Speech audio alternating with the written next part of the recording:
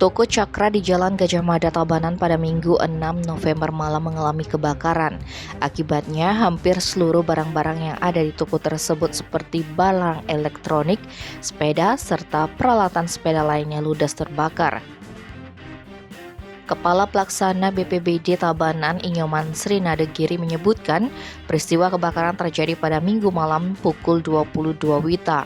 Dilanjutkan, Srinade, api baru bisa dipadamkan pada Senin dini hari sekitar pukul 1 WITA dengan mengerahkan 8 unit mobil pemadam kebakaran. Kebakaran toko ini sempat menimbulkan kepanikan masyarakat. Pasalnya, toko Cakra berlokasi di areal padat, tepat di sebelah selatan Senggol, Tabanan.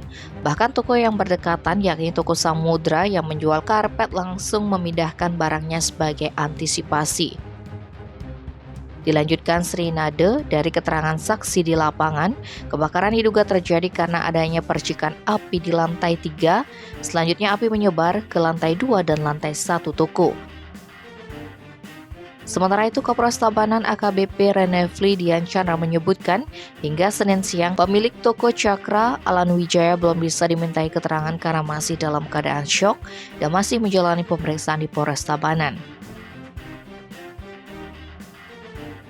Tim Bali Express melaporkan.